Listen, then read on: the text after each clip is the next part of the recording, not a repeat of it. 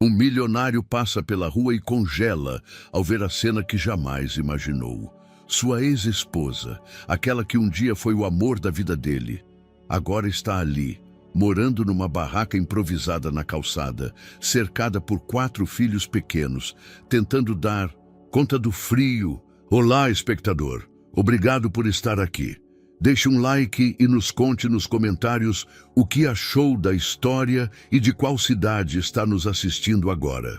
Vamos continuar com a história da fome e da dureza da vida, enquanto o mundo simplesmente passa por ela como se nem existisse. O choque é imediato, e o que ele faz depois deixa todos em volta paralisados. São Paulo acordava sob um sol radiante que banhava os modernos edifícios do bairro nobre de Itaim Bibi. O ar fresco da manhã de primavera se misturava ao aroma de café recém-feito que emanava das cafeterias sofisticadas, enquanto executivos, impecavelmente vestidos, começavam sua rotina diária. Antônio de Souza observava distraído através dos vidros polarizados de sua limusine, enquanto seu motorista navegava habilmente pelas ruas congestionadas. Aos seus 45 anos, era a imagem viva do sucesso empresarial, fundador e CEO da Brasiltel Soluções, uma das empresas de telecomunicações mais inovadoras do país. Seu terno italiano sob medida e seu Rolex de ouro branco eram meros detalhes superficiais de uma vida dedicada à construção de um império. Contudo, naquela manhã, algo era diferente. Enquanto revisava distraído os relatórios financeiros, em seu tablet, um movimento na calçada chamou sua atenção. A limusine havia parado em um semáforo e ali, sob uma lona improvisada, uma cena desoladora se desenrolava diante de seus olhos. Uma mulher de aproximadamente 40 anos, com o cabelo preso em um coque desfeito, organizava o que pareciam ser cadernos escolares para 4 crianças pequenas. O tempo pareceu parar quando seus olhos reconheceram aquelas feições, agora marcadas pelo cansaço e pela preocupação. Era Beatriz, sua ex-esposa, a mesma mulher que havia compartilhado 15 anos de sua vida, a que outrora havia sido a perfeita anfitriã nas galas corporativas mais exclusivas da cidade. Senhor Souza, tudo bem? A voz de seu motorista o tirou do transe. O semáforo havia mudado para verde, mas Antônio não conseguia desviar o olhar daquela cena. As lembranças o atingiram como uma avalanche. As discussões intermináveis sobre sua ausência em casa, as promessas não cumpridas de passar mais tempo com a família, as ligações perdidas em dias importantes. Dê a volta na quadra, Ricardo, ordenou com voz trêmula. Preciso confirmar algo. Enquanto a limusine circulava novamente pelo mesmo ponto, Antônio observou com mais detalhes. As crianças mais velhas, que deveriam ter entre 8 e 10 anos, vestiam uniformes escolares gastos, mas limpos. As menores, que pareciam gêmeas de não mais de 3 anos, brincavam com alguns brinquedos desgastados sobre uma manta estendida no chão. Beatriz, sua Beatriz, a brilhante advogada que conhecera na universidade, agora lutava para manter a dignidade em circunstâncias que ele jamais imaginara. O contraste entre sua situação atual e as lembranças de sua vida juntos era devastador. As férias na Europa, os jantares em restaurantes estrelados, a casa em Alphaville. Ricardo, estacione perto, murmurou Antônio, sentindo um nó na garganta. Da segurança de seu veículo, observou como Beatriz ajudava as crianças mais velhas, com suas mochilas provavelmente preparando-as para a escola. Seus movimentos, embora cansados, mantinham uma graça inerente que ele lembrava bem. A culpa o consumia. 5 anos atrás, quando ela havia decidido se separar, ele estava muito ocupado fechando uma fusão milionária para lutar por seu casamento. O trabalho é passageiro, mas a família é para sempre, dissera ela em sua última conversa. Ele havia respondido friamente: sem esse trabalho, não haveria família para sustentar. Agora, sentado em sua limusine de R$ 500.000, aquelas palavras tinham gosto de cinzas. Para que servia todo o seu sucesso empresarial se a mulher que outrora amara vivia na rua com seus filhos? Os gêmeos pequenos, que ele não conhecia, eram um testemunho silencioso do tempo que havia passado, das vidas que haviam seguido em frente sem ele. "Deseja que me aproxime mais, senhor?", perguntou Ricardo, percebendo a agitação de seu chefe. Antônio negou com a cabeça. Não estava preparado para um encontro direto. Sua mente, acostumada a resolver problemas empresariais complexos, agora trabalhava a toda velocidade tentando processar essa nova realidade. Precisava de informações, precisava entender como Beatriz havia chegado a essa situação. E, mais importante ainda, precisava encontrar uma maneira de ajudar sem ferir o orgulho que lembrava tão bem nela. "Leve-me para o escritório, Ricardo", disse finalmente pegando seu telefone. "E, por favor, agende uma reunião urgente com o Gonçalo, meu investigador particular." Enquanto a limusine se afastava, Antônio não conseguia parar de pensar na ironia do destino. Ele, que havia construído sua fortuna desenvolvendo tecnologias para conectar pessoas, estava completamente desconectado daqueles que outrora foram em sua família. A imagem de Beatriz e as crianças ficou gravada em sua mente, como um lembrete pungente de que o verdadeiro sucesso talvez não se medisse em reais e centavos, mas na capacidade de manter unidos os laços que realmente importavam. O escritório de Antônio de Souza ocupava todo o andar superior do edifício corporativo da Brasiltel Soluções. Através das janelas que iam do chão ao teto, São Paulo se estendia como uma vasta tapeçaria urbana. Mas naquela manhã, nem mesmo aquela vista privilegiada conseguia acalmar sua agitação interior. "Senhor Souza, o investigador Gonçalo está aqui", anunciou sua assistente através do intercomunicador. "Mande-o entrar, Marina, e por favor que ninguém nos interrompa." Raul Gonçalo entrou com sua característica maleta de couro desgastado. Ao contrário dos executivos, que normalmente frequentavam aquela sala, o investigador vestia-se com uma simplicidade que beirava o austero, mas seu olhar aguçado revelava uma inteligência que Antônio havia aprendido a respeitar ao longo dos anos. "Seu Antônio, sua ligação parecia urgente", começou Gonçalo, sentando-se diante da imponente mesa de mogno. "É urgente, Raul." Antônio passou uma mão pelo cabelo grisalho, um gesto que denunciava seu nervosismo. "Preciso que investigue. Alguém, Beatriz Silva." Gonçalo levantou uma sobrancelha, reconhecendo o nome. "Sua ex-esposa?" "A mesma. Esta manhã a vi em condições que preciso entender." Antônio prosseguiu, descrevendo a cena que presenciara em Itaim Bibi, sua voz traindo a mistura de emoções que o embargava. Enquanto falava, as lembranças de sua vida com Beatriz começaram a emergir como fotografias de um álbum há muito esquecido. A conhecera na faculdade de Direito, quando ele mal começava a desenvolver sua primeira startup de tecnologia. Beatriz fora sua âncora, sua conselheira, a voz da razão quando sua ambição ameaçava transbordar. "O que exatamente precisa saber?" perguntou Gonçalo, tirando uma pequena agenda.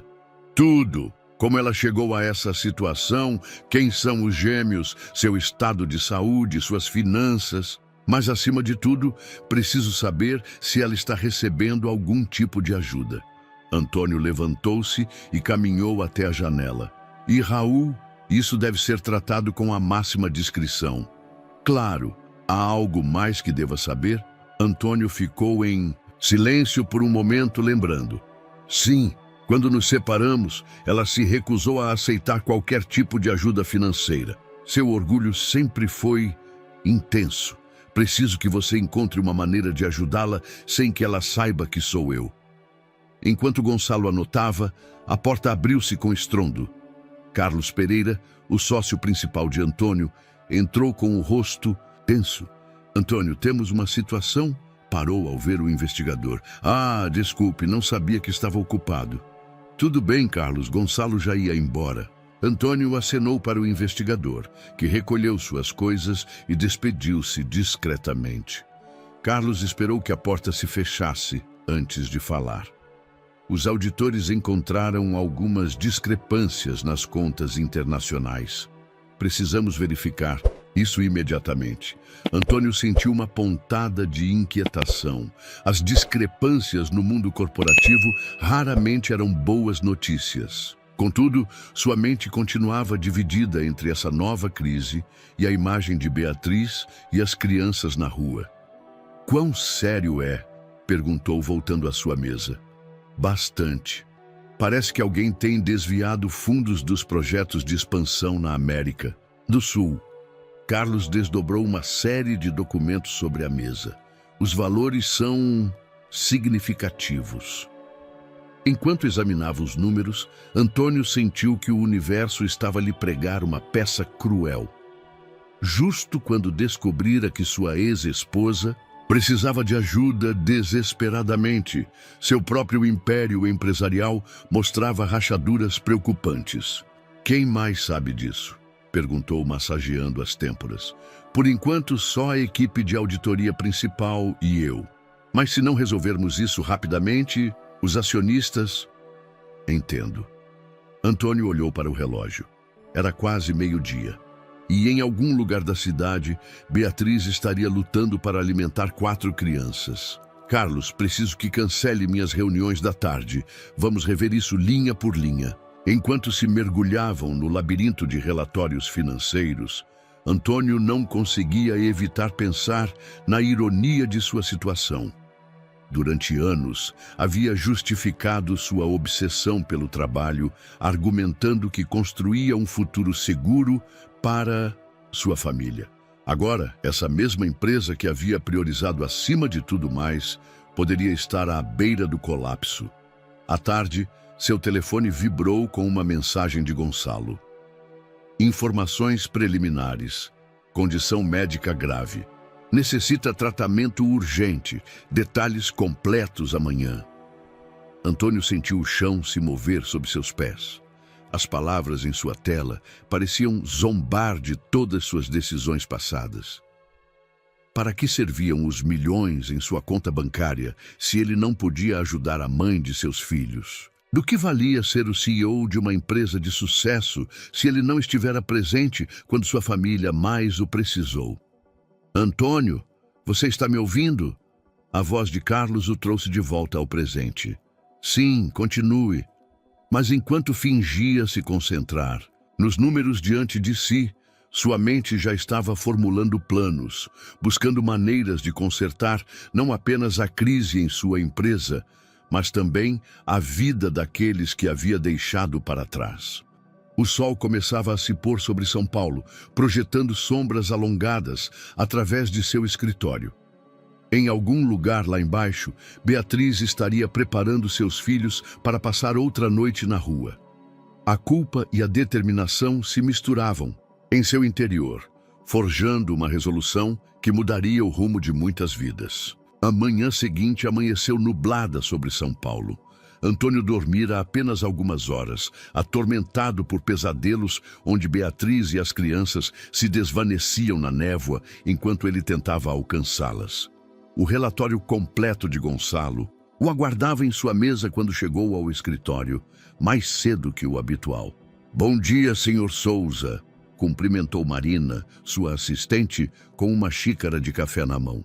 O senhor Gonçalo deixou isso pessoalmente há meia hora. Disse que era urgente. Antônio pegou o envelope pardo e fechou a porta de seu escritório. Com mãos trêmulas, começou a ler o relatório detalhado sobre a vida de Beatriz nos últimos 5 anos. Cada página revelava uma história de orgulho, resistência e tragédia que o deixava sem fôlego. Após o divórcio, Beatriz havia tentado estabelecer seu próprio escritório de advocacia especializado em direito de família. Investe todos os seus recursos na empresa, mas uma série de clientes inadimplentes e um sócio desonesto a levaram à falência. Então veio o diagnóstico: esclerose múltipla em estágio inicial. Uma condição que exigia tratamentos caros que o seguro público não cobria totalmente.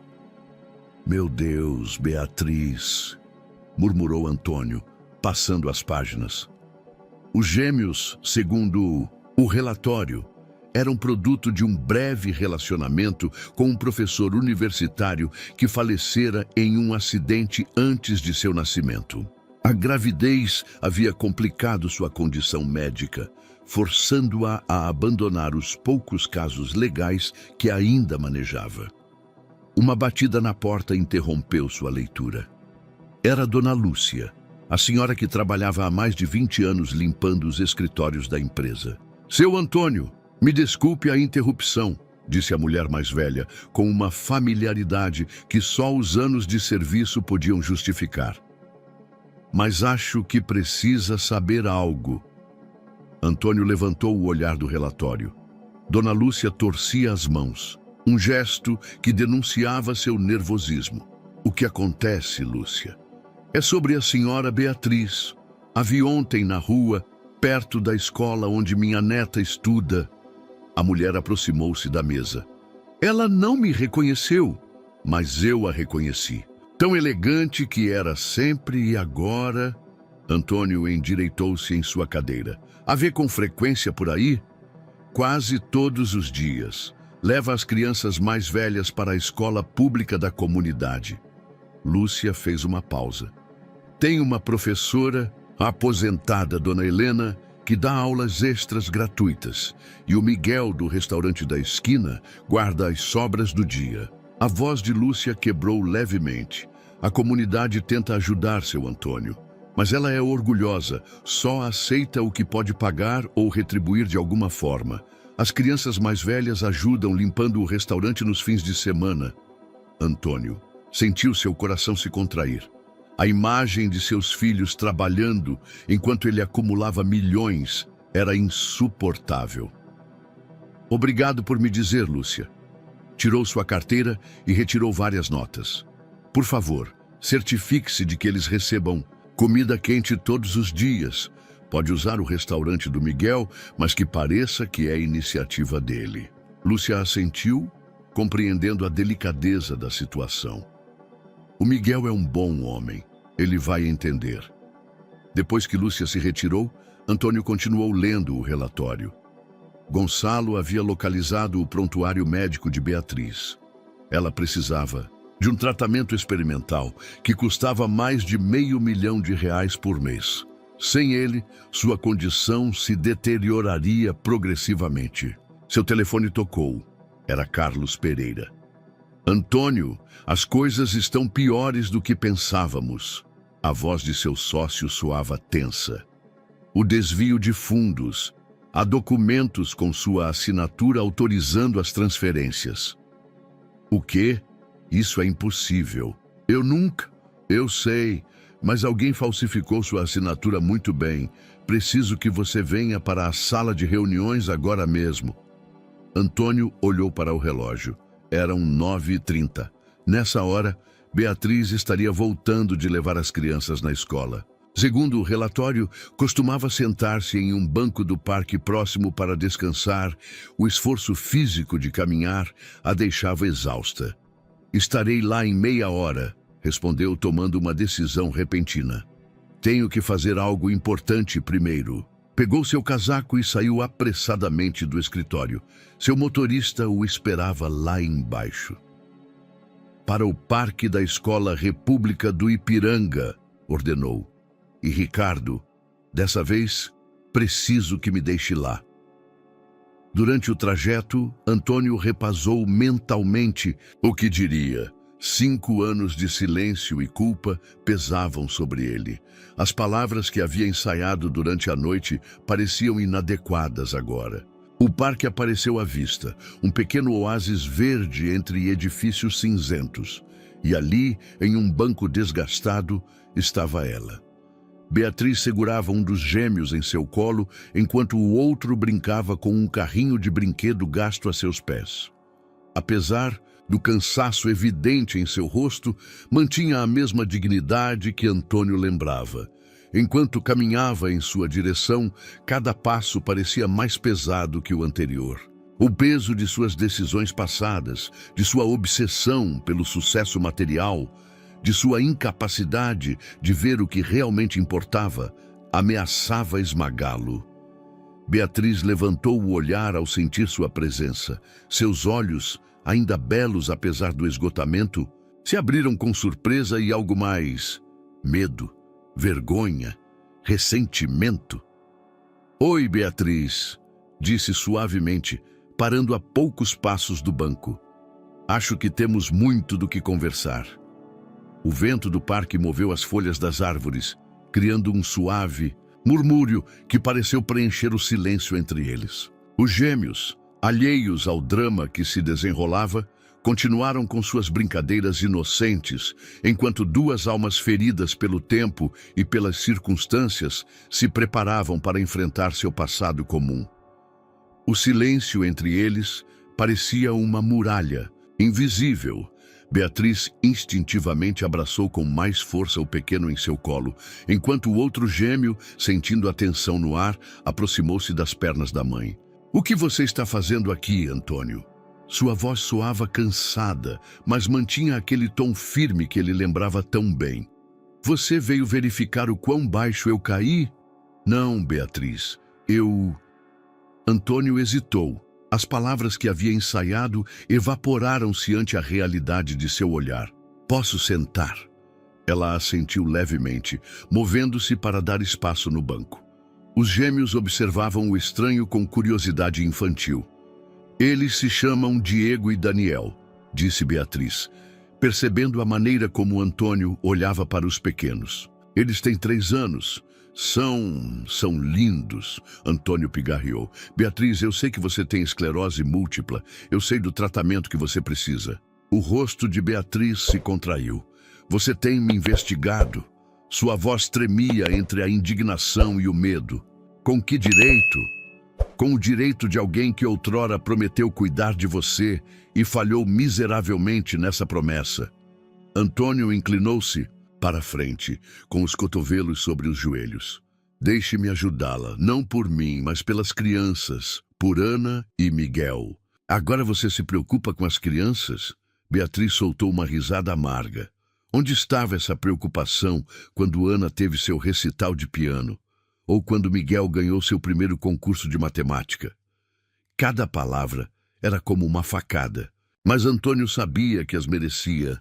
"Você está certa. Fui um péssimo pai, um péssimo marido. Estava tão obcecado em construir algo grande que perdi o mais valioso que tinha." Naquele momento, Daniel, o gêmeo que estava de pé, aproximou-se de Antônio e ofereceu seu carrinho de brinquedo gasto. O gesto inocente quebrou momentaneamente a tensão. "Obrigado, pequeno", disse Antônio, pegando o brinquedo com mãos trêmulas. "É um carro muito bonito."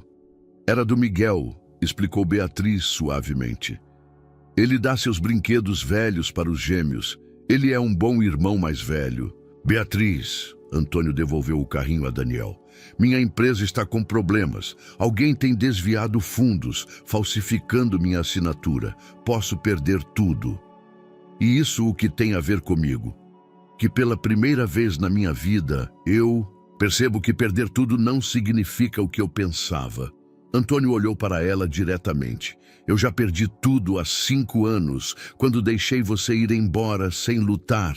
Uma crise de tosse interrompeu Beatriz, sacudindo seu corpo com violência. Diego começou a chorar em seu colo, assustado pelos espasmos da mãe. "Os remédios", conseguiu dizer entre as tosses. "Na minha bolsa." Antônio agiu rapidamente, encontrando o frasco de comprimidos na bolsa gasta. Ofereceu um junto com uma garrafa de água que comprou apressadamente de um vendedor ambulante. Enquanto a crise passava, Antônio notou os olhares preocupados de vários vizinhos do parque. Uma senhora que vendia doces aproximou-se com preocupação. "Está bem, senhora Beatriz?" perguntou a mulher. "Precisa que eu chame a dona Helena?" "Estou bem, dona Luísa, obrigada." respondeu Beatriz, recuperando o fôlego. Só preciso descansar um pouco. A senhora olhou com desconfiança para Antônio antes de se retirar.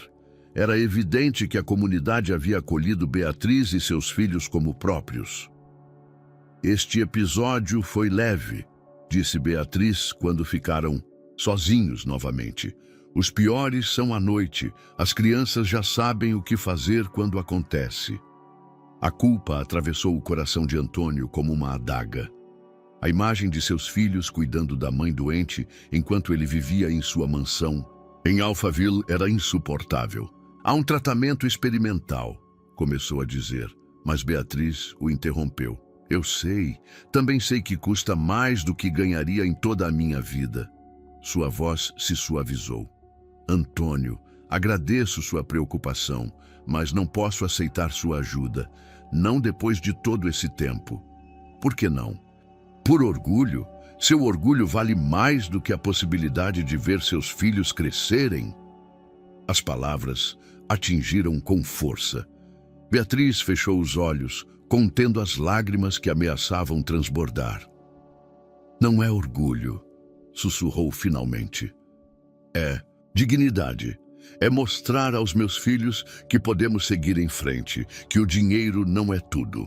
E se houvesse uma maneira? Antônio endireitou-se, uma ideia se formando em sua mente. E se você pudesse ganhar o dinheiro por si mesma?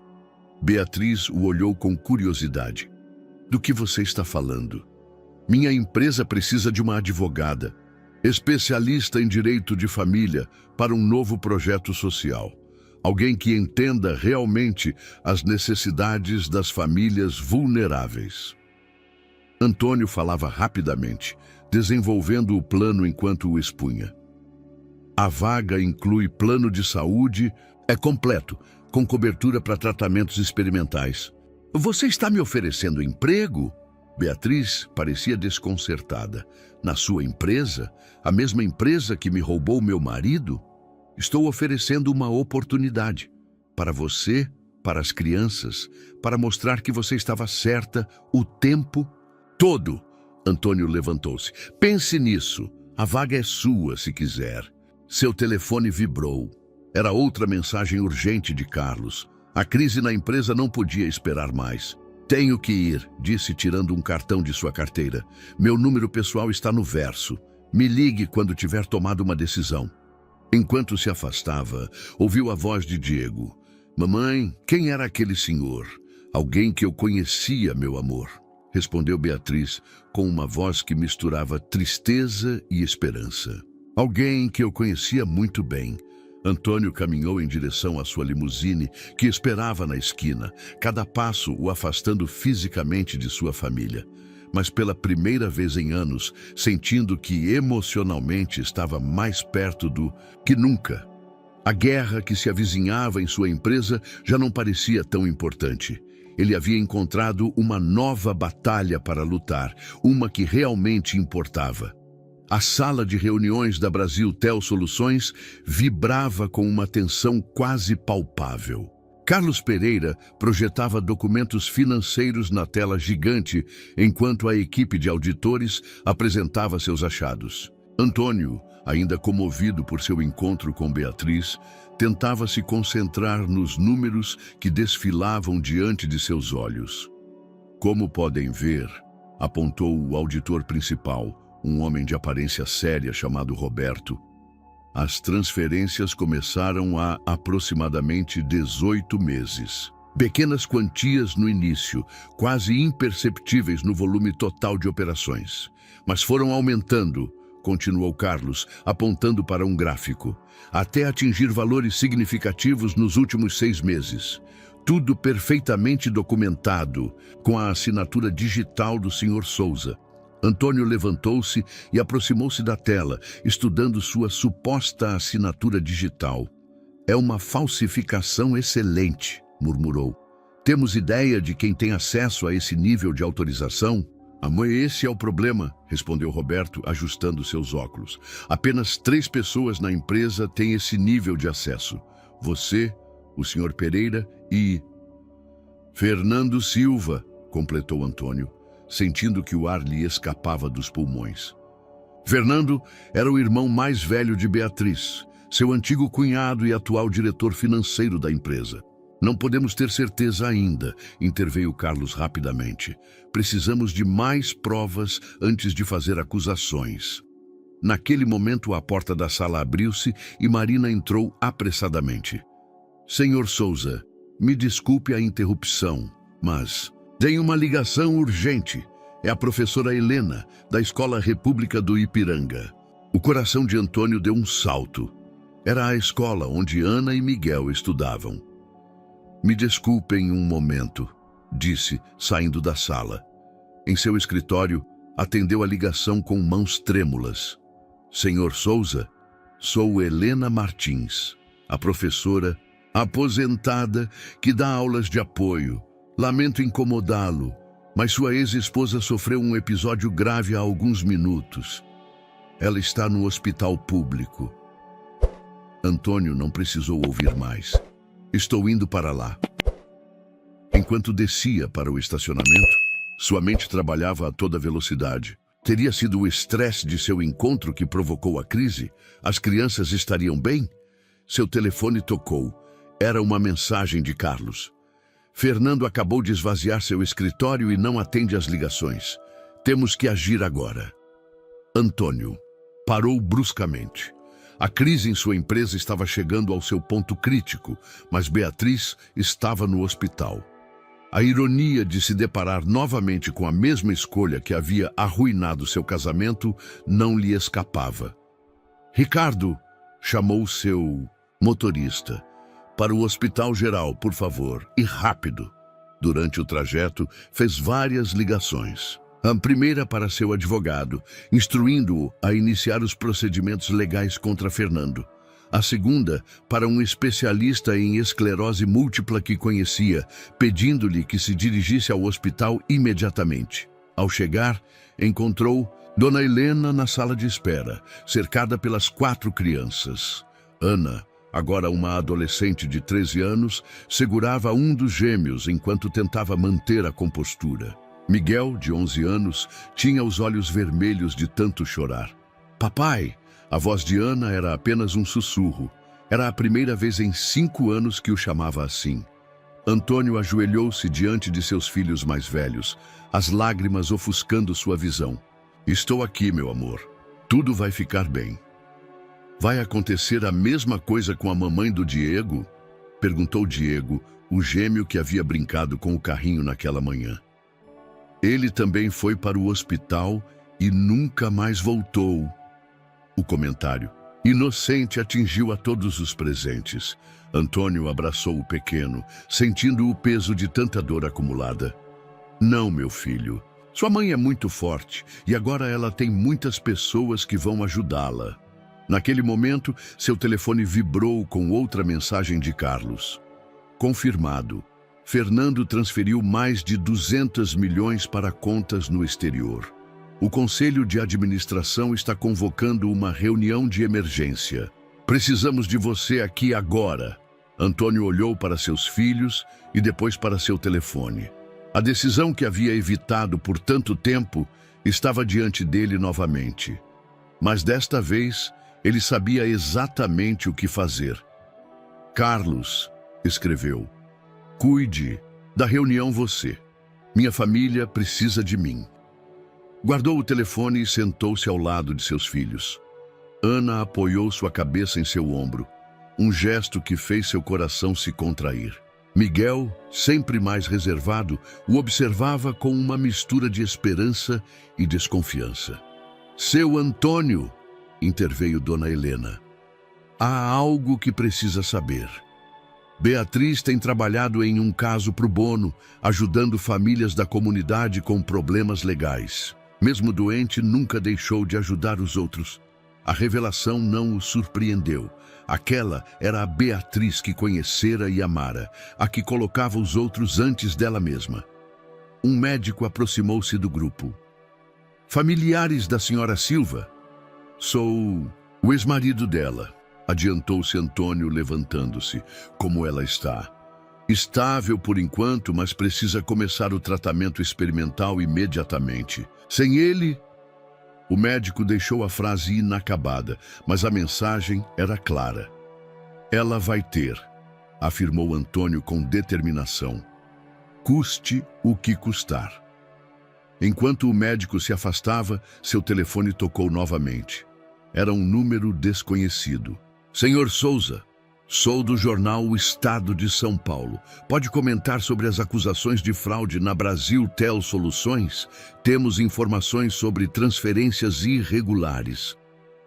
Antônio desligou a chamada. Seu império empresarial estava se desmoronando, seu cunhado o havia traído e a imprensa começava a farejar o escândalo.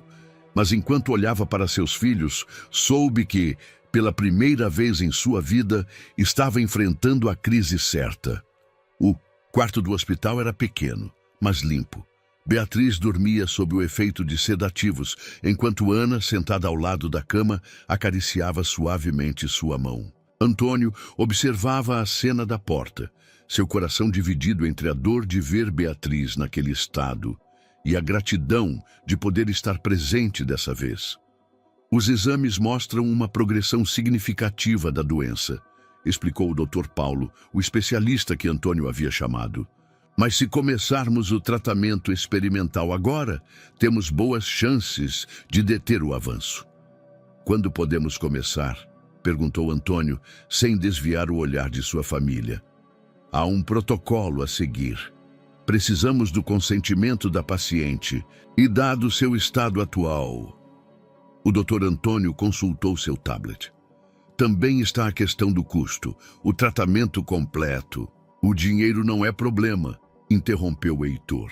Era uma afirmação ousada, considerando a crise em sua empresa, mas tanto fez. Naquele momento, Caio entrou na sala com os gêmeos, que voltavam da lanchonete com Dona Zenaide.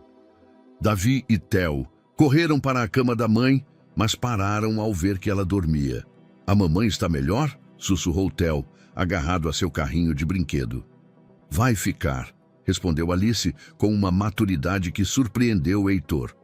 O doutor vai dar um remédio especial. Caio aproximou-se do pai com expressão séria. Vi as notícias no celular da Dona Zenaide. Dizem que sua empresa está com problemas por causa do tio Fernando. Heitor abaixou-se para ficar na altura do filho. Sim, há problemas na empresa, mas isso não é o importante agora. Por isso você está aqui? A pergunta de Caio continha anos de dor reprimida. Por que sua empresa está com problemas? Não, filho. Heitor pôs as mãos nos ombros do menino. Estou aqui porque finalmente entendi onde devo estar. Deveria ter entendido isso há 5 anos. Um gemido suave vindo da cama interrompeu a conversa. Isabela começava a despertar. Alice, murmurou com voz fraca. Estou aqui, mamãe. Alice inclinou-se sobre ela. O papai também está aqui, e Caio e os gêmeos. Isabela abriu os olhos lentamente piscando para se adaptar à luz. Seu olhar percorreu a sala até parar em Heitor. As crianças... Começou a dizer, tentando se sentar. Estão bem, a tranquilizou Heitor, aproximando-se. Dona Zenaide cuidou delas, e eu não vou a lugar nenhum desta vez. Senhora Vega, interrompeu o Dr. Antônio, precisamos discutir seu tratamento. Há uma terapia experimental que poderia ajudar significativamente com sua condição. Doutor, Isabela tentou sorrir. Agradeço seu interesse, mas sabemos o custo desse tratamento. Não é uma opção viável. É agora, afirmou Heitor. Isabela, por favor, deixe-me fazer isso. Não por mim, não pelo passado, mas por eles. Apontava para as crianças. Pelo futuro deles. Isabela olhou para seus filhos. Alice, tão parecida com ela em determinação e força. Caiu, com os olhos do pai, mas o coração sensível da mãe. Os gêmeos inocentes diante da complexidade da situação, mas profundamente afetados por ela. Não quero sua caridade, Heitor. Não é caridade.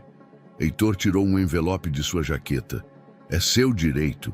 Acabei de transferir 30% de minhas ações na Sol do Nordeste, soluções para um fundo para as crianças. Você será a administradora até que eles completem a maioridade. A sala ficou em silêncio.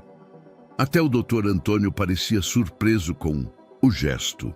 Por que você faria isso? Perguntou Isabela com voz trêmula. Porque é certo, porque essas crianças merecem mais do que ver sua mãe sofrer. E porque... Heitor engoliu em seco. Porque talvez assim eu possa começar a consertar um pouco do que quebrei. Naquele momento, seu telefone vibrou. Era uma mensagem de Carlos. O Conselho Administrativo votou. Você está temporariamente suspenso como CEO, enquanto o fraude é investigado. Eles precisam que você entregue seu acesso e credenciais imediatamente. Heitor leu a mensagem com uma calma que surpreendeu até a ele mesmo. Apenas algumas horas antes, uma notícia assim o teria devastado. Agora, olhando para sua família reunida naquela pequena sala de hospital, parecia quase insignificante. Más notícias? Perguntou Isabela, notando sua expressão. Pelo contrário, respondeu Heitor guardando o telefone. Pela primeira vez em muito tempo, as coisas estão exatamente onde devem estar. Alice levantou-se e, para surpresa de todos, abraçou o pai. Caio hesitou um momento antes de se juntar ao abraço. Os gêmeos, não querendo ficar de fora, juntaram-se também, criando um círculo de amor em torno da cama de Isabela. Então, disse o Dr. Antônio, sorrindo levemente, começamos com a papelada para o tratamento? Isabela olhou para seus filhos, para Heitor e finalmente para o doutor. Sim, respondeu suavemente. Acho que é hora de aceitar um pouco de ajuda. Lá fora, o sol começava a se pôr sobre o Rio de Janeiro, pintando o céu em tons dourados e rosados. Na pequena sala do hospital, uma família desfeita começava lentamente a se curar. A casa de hóspedes do Hospital Samaritano brilhava, sob a luz matutina. Heitor insistiu em transferir Isabela para uma instituição privada assim que ela aceitou o tratamento. A sala espaçosa permitia que as crianças ficassem confortáveis durante suas visitas e a equipe médica especializada fornecia a atenção de que ela precisava. Os resultados iniciais são promissores, comentava o Dr. Antônio enquanto revisava as últimas análises. A resposta ao tratamento experimental está sendo melhor do que o esperado. Isabela, sentada em uma poltrona perto da janela, concordava, enquanto os gêmeos brincavam tranquilamente no tapete a seus pés. Uma semana de tratamento adequado já mostrava melhoras visíveis em sua condição. Quando ela poderá voltar para casa?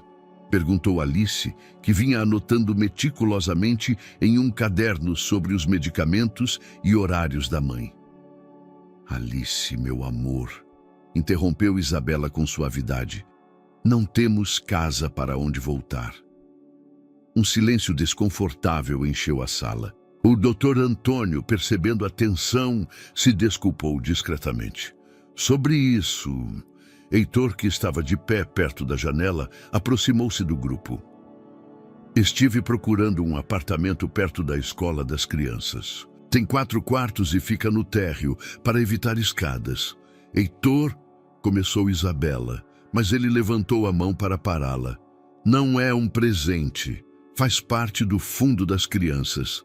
Tecnicamente, eles serão os proprietários. Tirou alguns documentos de sua maleta. Só preciso de sua assinatura como administradora. Isabela pegou os papéis com mãos trêmulas. Como você pode pagar isso? As notícias dizem que a Sol do Nordeste está em crise. A empresa está sob investigação, é verdade, mas meus investimentos pessoais estão intactos. Heitor sentou-se na beira da cama. Além disso, vendi a casa em Ipanema. Vendeu a casa? Caio, que estivera incomumente quieto, levantou o olhar do livro. A casa com a piscina? Sim, filho, era grande demais para uma só pessoa. Heitor sorriu com tristeza. E o dinheiro está melhor investido no futuro desta família. Naquele momento, Dona Zenaide entrou na sala, seguida por seu Geraldo, o dono do restaurante. O homem carregava uma grande bolsa térmica que emanava aromas deliciosos. Trouxe feijoada, anunciou seu Geraldo com seu entusiasmo característico. Receita especial da minha avó, garantida para levantar o ânimo. E eu trouxe as tarefas da escola, acrescentou Dona Zenaide, tirando vários cadernos de sua bolsa. Os professores estão muito impressionados com o progresso de Alice e Caio, apesar das circunstâncias. Enquanto seu Geraldo servia a feijoada em tigelas, Heitor observava a cena com uma mistura de gratidão e vergonha. Essa comunidade cuidara de sua família quando ele não esteve presente. Eles forneceram o apoio, o carinho e a dignidade que ele havia se esquecido de valorizar em sua busca pelo sucesso empresarial. Seu Geraldo, chamou Isabela, como está o projeto da cantina comunitária? Ah, Dona Isabela, anda devagar. Ainda precisamos das licenças da prefeitura e com os custos de reforma. Posso ajudar com isso? Interrompeu Heitor. Todos o olharam surpresos. Quer dizer, se me permitirem, tenho experiência em gestão de projetos e... O papai pode ajudar, exclamou Davi, levantando o olhar dos brinquedos. Ele conserta coisas. A inocente declaração do pequeno provocou risos suaves na sala. Isabela olhou para Heitor com uma expressão que misturava surpresa e algo mais esperança. Na verdade, continuou Heitor, animado pela reação, estava pensando em criar uma fundação para apoiar projetos comunitários como a cantina, mas também para fornecer assistência jurídica a famílias que precisem. Como o que a mamãe faz? Perguntou Alice. Exatamente. Sua mãe me contou sobre os casos pro bono que tem trabalhado. Acho que poderíamos expandir esse trabalho, dar uma estrutura formal. Isabela deixou sua tigela de feijoada de lado. Heitor, você não precisa fazer tudo isso para compensar o passado. Não faço pelo passado, respondeu ele, mantendo seu olhar. Faço pelo futuro, porque finalmente entendi o que é realmente importante. Uma batida na porta interrompeu a conversa. Era Carlos Reinoso. Heitor, desculpe a intromissão, mas precisamos conversar. Sua expressão era séria. A polícia financeira encontrou evidências de que Fernando não agia sozinho. Há documentos que sugerem cumplicidade nos níveis mais altos da empresa. O clima na sala mudou instantaneamente. Dona Zenaide começou a reunir as crianças para levá-las a dar um passeio, mas Alice resistiu. Não, disse com firmeza. Quero ouvir. Não sou mais uma criança. Isabela concordou, dando sua aprovação silenciosa. Todos nós crescemos nesses anos, de uma forma ou de outra. Carlos olhou para Heitor, que assentiu. Vamos lá, Carlos. Esta família não precisa mais de segredos. Enquanto Carlos expunha os detalhes da fraude corporativa, Heitor notou algo extraordinário.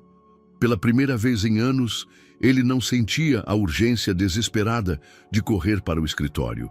Seu império empresarial poderia estar desmoronando, mas ali, naquela sala de hospital, cercado por sua família e por pessoas que realmente se importavam umas com as outras, ele havia encontrado algo muito mais valioso.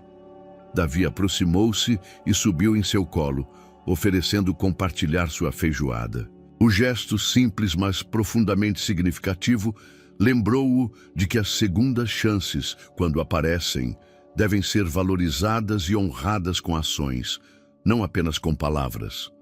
A chuva caía forte sobre o Rio de Janeiro, criando cortinas de água que desfocavam os contornos dos prédios. Era o tipo de tempestade que normalmente paralisava a cidade, mas dentro do novo apartamento em Copacabana, a família se preparava para sua primeira noite juntos. Você tem certeza de que quer fazer isso? Perguntou Heitor, enquanto ajudava Isabela a se acomodar no sofá da sala. Depois de 3 semanas no hospital, os médicos finalmente haviam autorizado sua alta, com a condição de manter um regime rigoroso de tratamento em casa. As crianças precisam de estabilidade, respondeu ela, observando como Alice organizava metodicamente os medicamentos em um armário próximo. E eu preciso recuperar minha independência. Um trovão particularmente forte fez com que os gêmeos, que brincavam no tapete novo, corressem para se refugiar perto da mãe. Caio, sentado no canto de leitura que Heitor havia projetado especialmente para ele, mal levantou o olhar do livro. "O jantar está pronto", anunciou Dona Zenaide da cozinha. A mulher insistiu em ficar para ajudar com a transição, apesar dos protestos de Isabela. "É caldo de galinha, como a senhora Isabela gosta." A campainha tocou, surpreendendo a todos. Heitor abriu a porta para encontrar seu Geraldo, encharcado, mas sorridente, com vários recipientes nas mãos. "Pastel para a família!" exclamou, entrando com seu entusiasmo característico. "E boas notícias! A prefeitura aprovou as licenças para a cantina comunitária." "Sério?" Isabela incorporou-se emocionada. "Tão rápido?" Heitor trocou um olhar cúmplice com seu Geraldo.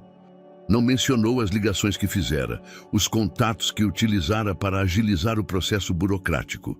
Algumas coisas eram melhor deixadas sem dizer. "E isso não é tudo", continuou seu Geraldo, tirando um papel dobrado de sua jaqueta molhada. "A Associação de Comerciantes do bairro quer participar. Estão dispostos a doar alimentos e tempo." "A comunidade sempre responde", comentou Dona Zenaide, colocando pratos na mesa. "Como quando a senhora Isabela ajudou a família Silva com seu caso de despejo." Alice, que havia terminado de organizar os medicamentos, juntou-se à conversa. "Mamãe, você poderá continuar ajudando as famílias quando estiver melhor?" Isabela olhou para sua filha mais velha com orgulho. "Espero que sim, meu amor. Na verdade, interrompeu Heitor, já está tudo acertado." Tirou um tablet de sua maleta e entregou a Isabela. "A fundação está legalmente constituída. Só precisamos da sua assinatura como diretora executiva." O silêncio caiu na sala, quebrado apenas pelo som da chuva contra as janelas e os murmúrios animados dos gêmeos brincando com seus carrinhos. "Diretora executiva?" Isabela olhou os documentos no tablet com incredulidade. "Heitor, mal consigo ficar em pé, por enquanto", respondeu ele suavemente. "O doutor Antônio diz que o tratamento está funcionando melhor do que o esperado. Em alguns meses, você poderá estar dirigindo todo o programa jurídico. Mas os custos estão cobertos." Heitor sentou-se ao lado dela. "Vendi minha participação no projeto de Fortaleza. Entre isso e o que recuperarmos quando prenderem Fernando..." "Eles encontraram meu tio", interrompeu Caio, finalmente desviando o olhar do livro. Heitor suspirou. "Não, filho. Mas a polícia tem pistas. Aparentemente, ele vinha transferindo dinheiro para contas na Suíça por meses." "Por que ele fez isso?" A pergunta de Caio continha toda a inocência e confusão de seus 11 anos. "Éramos família." Isabela estendeu sua mão para seu filho. "Às vezes, meu amor, as pessoas tomam decisões erradas quando se deixam levar pela ambição ou pelo medo. Como eu", acrescentou Heitor em voz baixa. "Por anos pensei que o sucesso se media em números em uma conta bancária. Mas você mudou, papai", interrompeu Alice, surpreendendo a todos com seu comentário. "Você está aqui agora." Um novo trovão sacudiu os vidros, fazendo com que os gêmeos se encolhessem mais perto de Isabela. Dona Zenaide começou a servir o caldo de galinha, enquanto seu Geraldo desembrulhava seus pastéis. O aroma da comida caseira encheu o apartamento, criando uma atmosfera de calor que contrastava com a tempestade lá fora. "Seu Heitor", chamou Davi de seu lugar ao lado de Isabela. Você vai morar com a gente? A pergunta inocente do pequeno criou outro momento de silêncio tenso. Heitor olhou para Isabela, inseguro de como responder. Não, meu amor, respondeu ela suavemente. Mas o papai estará perto, no apartamento de cima. Vocês poderão vê-lo quando quiserem. E virá jantar com a gente, acrescentou Dona Zenaide, com firmeza. Porque a família deve comer junta, mesmo que morem em casas separadas. E porque precisa aprender a cozinhar, brincou seu Geraldo, aliviando o ambiente. Não pode viver de comida pronta a vida toda. As risadas encheram a sala, misturando-se com o som da chuva. Lá fora, a tempestade continuava, mas dentro do apartamento, uma família fragmentada havia encontrado seu refúgio. Não nas paredes físicas, mas nos laços que estavam reconstruindo lentamente. Aliás, disse seu Geraldo enquanto distribuía os pastéis, as crianças do bairro estão organizando um show beneficente para a cantina comunitária. Alice, me disseram que você toca violino. Tocava, respondeu a menina com timidez, mas faz muito tempo que não pratico. Seu violino está na minha casa, disse Heitor. Guardei quando nos separamos. Poderíamos recuperá-lo, se você quiser. Os olhos de Alice se iluminaram, e por um momento, Heitor viu nela a menina de 8 anos que costumava praticar por horas, sonhando em tocar em grandes auditórios. Você poderia me ensinar de novo? Perguntou Davi, olhando para sua irmã mais velha com admiração. Poderíamos fazer um dueto, acrescentou Caio. Eu ainda me lembro de alguma coisa de piano. Isabela observava a troca com lágrimas contidas. A música havia sido uma parte importante de sua vida familiar antes do divórcio, antes que as preocupações financeiras e a doença a obrigassem a vender o piano e o violino. A fundação poderia incluir um programa de educação musical, sugeriu Heitor, captando o momento, para todas as crianças do bairro. A chuva começou a diminuir e um raio de sol penetrou entre as nuvens, criando um arco-íris que podia ser visto da janela do apartamento. Era como se o próprio universo quisesse indicar que depois de cada tempestade, sempre há esperança de um novo começo. O som do violino flutuava pelas escadas do prédio, misturando-se com o barulho da rua. Alice praticava a mesma sequência repetidamente, enquanto os gêmeos a observavam fascinados do sofá. O instrumento, recém-restaurado, brilhava sob a luz da tarde que entrava pelas janelas do apartamento. Mantenha o cotovelo mais relaxado, sugeriu Isabela de sua poltrona, onde revisava documentos legais para a fundação. Sua condição havia melhorado notavelmente no último mês, embora ela ainda precisasse de pausas frequentes. É mais difícil do que eu lembrava, admitiu Alice baixando o violino. Meus dedos se sentem rígidos. É normal, meu amor. Você ficou 5 anos sem praticar. Isabela deixou os documentos de lado. Você se lembra quando você costumava tocar para os vizinhos em Ipanema? Sim, nas festas de Natal. Alice sorriu com nostalgia. Papai sempre gravava os shows. Como se tivesse sido invocado pela menção, Heitor apareceu na porta do apartamento carregando uma caixa grande. Olhem o que encontrei no depósito, exclamou, colocando a caixa no centro da sala. Os gêmeos correram para investigar, curiosos como sempre. Vídeos, gritou Davi, tirando vários DVDs antigos. São as gravações dos concertos de Alice e as apresentações de piano de Caio, explicou Heitor, enquanto procurava algo mais, no fundo da caixa. E isso... Tirou um álbum de fotos grosso, com a capa de couro desgastada pelo tempo. Isabela prendeu a respiração ao reconhecê-lo. Nosso álbum familiar, sussurrou. Caio, que havia estado praticando no pequeno teclado elétrico que Heitor lhe comprara, juntou-se ao grupo. Todos se sentaram em torno da mesa de centro, enquanto Heitor abria o álbum. Olha, Alice, apontou Caio.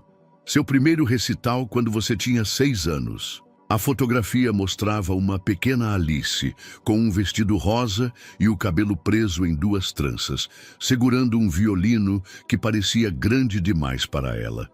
Isabela estava ao seu lado, radiante de orgulho, enquanto Heitor sorria para a câmera.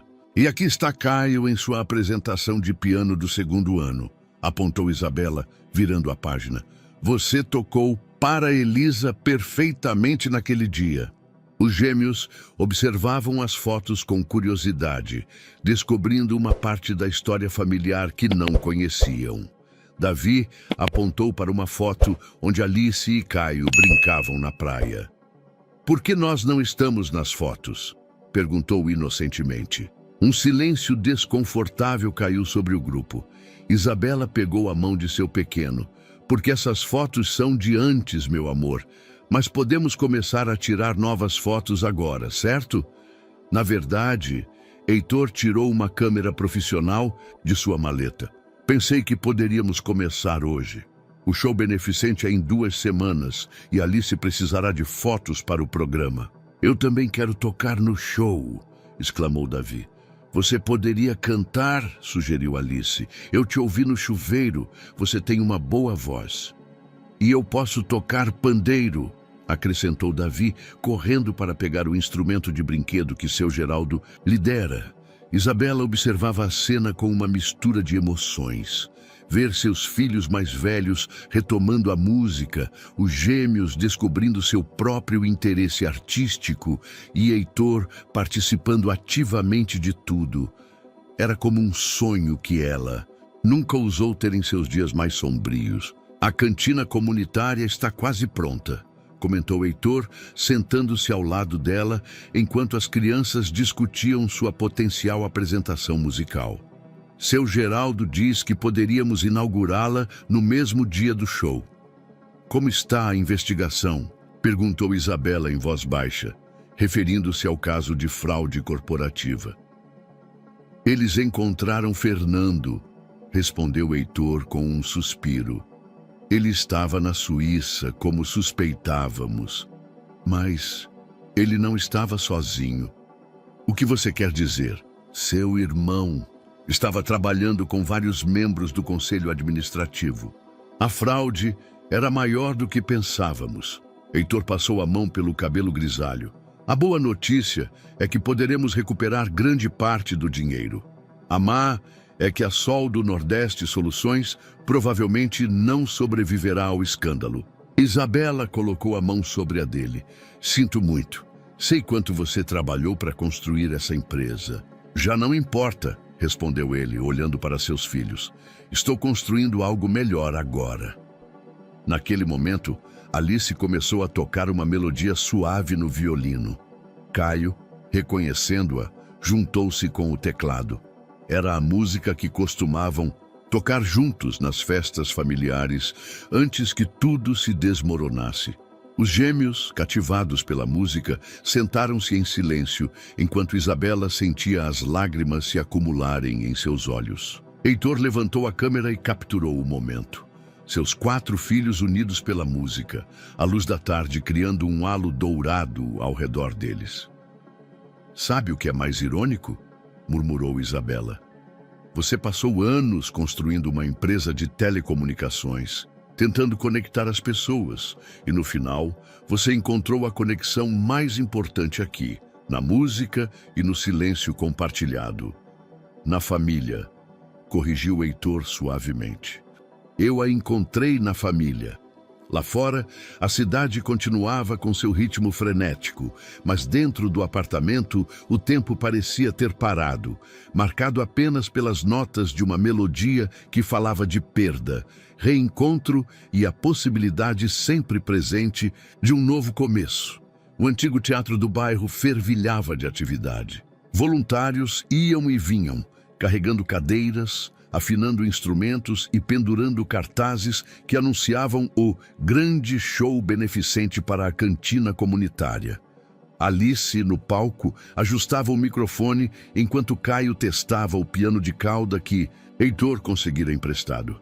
Mais luz no centro do palco, gritou seu Geraldo do corredor central, dirigindo os preparativos como se tivesse nascido para isso. E precisamos ajustar o som dos monitores. Isabela observava tudo de uma poltrona na primeira fila, com os gêmeos sentados a seus pés, colorindo os programas do show. Seu último exame médico mostrara uma melhora significativa, e embora ela ainda precisasse da bengala para caminhar longas distâncias, sua energia aumentava a cada dia. Você tem certeza de que quer dar o discurso de abertura?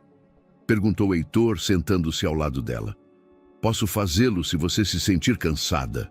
Preciso fazê-lo, respondeu Isabela com determinação. Esta comunidade me sustentou quando mais precisei. Quero que eles saibam o que isso significa para mim, para nós. No palco, Alice começou a tocar os primeiros compassos do Ave Maria de Schubert. A melodia pura e cristalina encheu o teatro, fazendo com que todos parassem suas atividades para ouvir. Ela praticou muito, comentou Heitor com orgulho. Todos os dias, desde o amanhecer, concordou Isabela. Os gêmeos já sabem a melodia de cor. Como para confirmar suas palavras, Davi começou a cantarolar suavemente, seguindo a música de sua irmã. Theo, sem levantar o olhar de sua pintura, movia o pé no ritmo da melodia. Dona Zenaide apareceu pelo corredor lateral, carregando uma caixa com figurinos. Encontrei os trajes do coral infantil e olhem quem veio ajudar. Atrás dela, Marina, a ex-assistente de Heitor, entrava com mais caixas. Depois do escândalo na Sol do Nordeste Soluções, vários funcionários leais seguiram Heitor em seu novo projeto. As crianças do coral estão prontas para o ensaio geral, anunciou Marina, sorrindo para os gêmeos. Vocês querem experimentar seus trajes? Davi e Theo pularam de alegria, abandonando seus lápis de cor. Isabela os observou correr para os vestiários, lembrando como, apenas 2 meses atrás, mal tinham roupas para mudar. Aliás, disse Marina, virando-se para Heitor, chegaram notícias do Ministério Público. Eles vão precisar do seu depoimento na próxima semana. O rosto de Heitor escureceu ligeiramente. Eles localizaram os outros membros do conselho? 3 deles se entregaram esta manhã. Parece que Fernando está disposto a cooperar em troca de uma redução em sua sentença. Isabela pegou a mão de Heitor. Estaremos com você quando você depor. Não quero que as crianças passem por isso, respondeu ele, apertando suavemente sua mão. Alice e Caio têm o direito de entender o que aconteceu, insistiu Isabela. Eles amadureceram muito nesses meses, e os gêmeos podem ficar com Dona Zenaide. No palco, Caio havia começado a acompanhar Alice no piano, suas notas entrelaçando-se perfeitamente com o violino. Os irmãos haviam recuperado rapidamente sua conexão musical, como se os anos de separação nunca tivessem existido. Seu Geraldo subiu ao palco com um microfone. Atenção a todos, vamos fazer um ensaio completo. Onde está o coral? Como respondendo a seu chamado, um grupo de crianças do bairro, incluindo os gêmeos já vestidos com seus trajes brancos, saiu dos vestiários. Eles se alinharam ordenadamente nas arquibancadas do fundo do palco, exatamente como haviam ensaiado, por semanas. A cantina está ficando linda, comentou Dona Zenaide, sentando-se ao lado de Isabela. Os murais que as crianças pintaram alegram todo o espaço. E a cozinha industrial que o restaurante do centro doou vai funcionar perfeitamente, acrescentou seu Geraldo, juntando-se à conversa. Poderemos servir até 200 refeições diárias. Mais as aulas de música, acrescentou Marina. Já temos 5 professores voluntários. Isabela sentia que seu coração poderia explodir de emoção. O que havia começado como uma tragédia pessoal havia se transformado em algo muito maior, algo que beneficiaria toda a comunidade. Muito bem, todos em seus lugares, anunciou seu Geraldo. Começamos com o hino da fundação, depois o solo de Alice, o coral infantil e fechamos com a peça em grupo. Os gêmeos, de suas posições no coral, saudaram entusiasmados seus pais. Alice ajustou seu violino, enquanto Caio flexionava os dedos sobre as teclas do piano. Pronta para o ensaio geral, sussurrou Heitor para Isabela. Ela olhou ao redor. Seus filhos no palco, a comunidade trabalhando unida, o teatro cobrando vida com música e esperança. A bengala descansava ao seu lado, quase esquecida. Pronta, respondeu com um sorriso, para o ensaio e para tudo o que vier depois. A música começou a soar, e com ela a promessa de um futuro que nenhum deles ousara imaginar apenas alguns meses antes. Um futuro construído não sobre o sucesso individual, mas sobre a força dos laços familiares e comunitários. Davi, na primeira fila do coral, começou a cantar com sua voz clara e doce. As outras crianças se juntaram, suas vozes elevando-se em perfeita harmonia, enquanto Alice e Caio forneciam o acompanhamento instrumental. E naquele momento, naquele teatro cheio de música e esperança, todos entenderam que estavam testemunhando algo mais do que um simples ensaio. Estavam presenciando o renascimento de uma família e o nascimento de um sonho compartilhado. O teatro estava lotado. A notícia do show beneficente havia se espalhado além do bairro, atraindo pessoas de toda a cidade. Na primeira fila, autoridades municipais e representantes de várias fundações se misturavam aos vizinhos que haviam apoiado Isabela e seus filhos durante os momentos mais difíceis. Nos bastidores, Alice ajustava as cordas de seu violino enquanto tentava controlar seus nervos. Caio, sentado diante do piano, revisava mentalmente as partituras. Os gêmeos, em seus trajes brancos impecáveis, praticavam suas falas com o resto do coral infantil. Mais luz no centro do palco, gritou seu Geraldo do corredor central, dirigindo os preparativos como se tivesse nascido para isso. E precisamos ajustar o som dos monitores. Isabela observava tudo de uma poltrona na primeira fila, com os gêmeos sentados a seus pés, colorindo os programas do show. Seu último exame médico mostrara uma melhora significativa.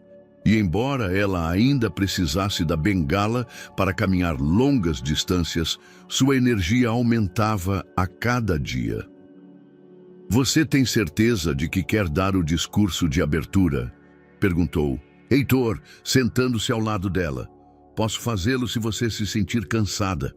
Preciso fazê-lo, respondeu Isabela com determinação. Esta comunidade me sustentou quando mais precisei. Quero que eles saibam o que isso significa para mim, para nós.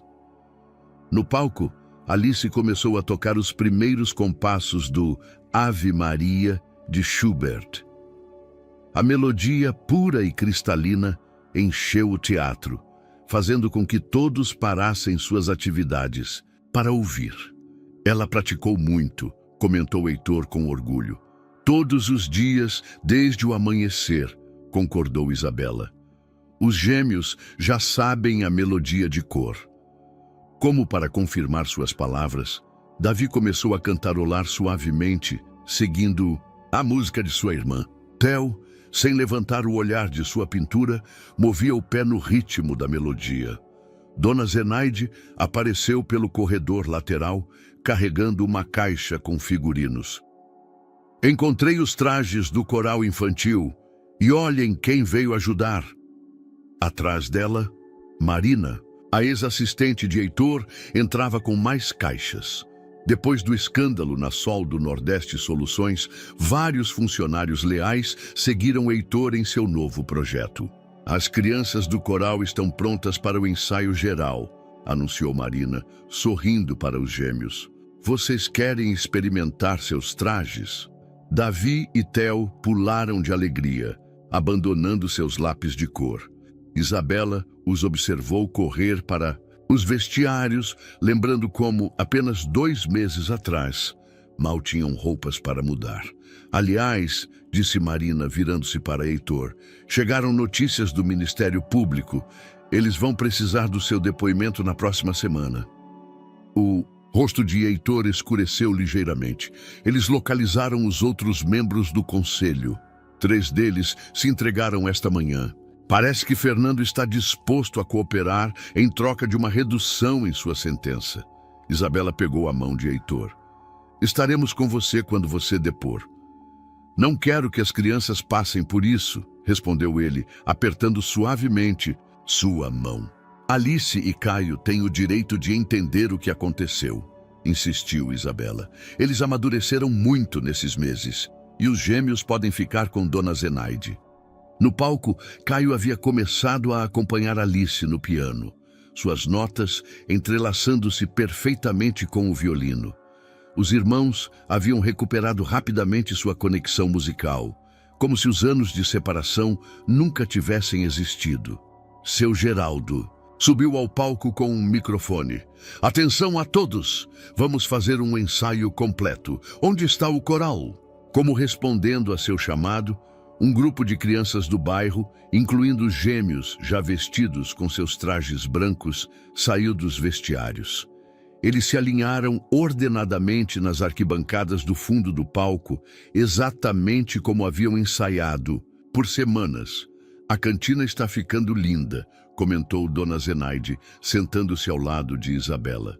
Os murais que as crianças pintaram alegram todo o espaço. E a cozinha industrial que o restaurante do centro doou vai funcionar perfeitamente, acrescentou seu Geraldo, juntando-se à conversa. Poderemos servir até 200 refeições diárias. Mas as aulas de música, acrescentou Marina. Já temos 5 professores voluntários. Isabela sentia que seu coração poderia explodir de emoção. O que havia começado como uma tragédia pessoal havia se transformado em algo muito maior, algo que beneficiaria toda a comunidade. Muito bem, todos em seus lugares, anunciou seu Geraldo. Começamos com o hino da fundação, depois o solo de Alice, o coral infantil e fechamos com a peça em grupo. Os gêmeos, de suas posições no coral, saudaram entusiasmados seus pais. Alice ajustou seu violino enquanto Caio flexionava os dedos sobre as teclas do piano. Pronta para o ensaio geral? Sussurrou Heitor para Isabela. Ela olhou ao redor, seus filhos no palco, a comunidade trabalhando unida, o teatro cobrando vida com música e esperança. A bengala descansava ao seu lado, quase esquecida. Pronta, respondeu com um sorriso. Para o ensaio e para tudo o que vier depois. A música começou a soar, e com ela a promessa de um futuro que nenhum deles ousara imaginar apenas alguns meses antes. Um futuro construído não sobre o sucesso individual, mas sobre a força dos laços familiares e comunitários. Davi, na primeira fila do coral, começou a cantar com sua voz clara e doce. As outras crianças se juntaram, suas vozes elevando-se em perfeita harmonia, enquanto Alice e Caio forneciam o acompanhamento instrumental. E naquele momento, naquele teatro cheio de música e esperança, todos entenderam que estavam testemunhando algo mais do que um simples ensaio. Estavam presenciando o renascimento de uma família e o nascimento de um sonho compartilhado. Respira fundo, meu amor, disse Yara, aproximando-se de Ana Clara. Ela se maquiara cuidadosamente para esconder os rastros da doença e seu vestido azul marinho lhe dava um ar de elegância que lembrava seus melhores dias. Lembra do que eu sempre te dizia antes de seus recitais? A música vem do coração, não dos dedos, completou Ana Clara, sorrindo. Lembro, mãe. Heitor surgiu com um ramo de flores brancas. Para a solista, disse, entregando-as a Ana Clara. E isso é para você, acrescentou, dando a Yara uma única rosa vermelha. 5 minutos para começar, anunciou seu Miguel, correndo entre os artistas com seu entusiasmo característico. Todos para seus lugares, Yara dirigiu-se ao pódio. Como diretora da nova fundação, cabia a ela proferir o discurso inaugural. Heitor a observou caminhar sem a bengala, percebendo como seu tratamento estava dando resultados visíveis. O teatro ficou em silêncio quando Yara pegou o microfone. As luzes se atenuaram, deixando apenas um suave foco sobre ela. "Boa noite", começou, sua voz clara e firme. "Há 6 meses, eu me encontrava vivendo em uma calçada com meus 4 filhos, lutando contra uma doença que me roubava as forças dia a dia. Eu achava que tinha tocado o fundo do poço, que não havia esperança." Ela fez uma pausa, procurando com o olhar seus filhos nos bastidores. "Mas eu estava enganada, porque naquele momento mais escuro descobri algo extraordinário. A força de uma comunidade que se recusa a deixar cair um dos seus. Dona Rosa, que dava aulas gratuitas para meus filhos. Seu Miguel, que nos alimentava quando não tínhamos nada. Cada vizinho que nos estendeu a mão, que nos devolveu a dignidade." Na plateia, vários rostos conhecidos concordavam, alguns enxugando discretamente as lágrimas. "Hoje não estamos aqui apenas para inaugurar um refeitório comunitário ou lançar uma fundação.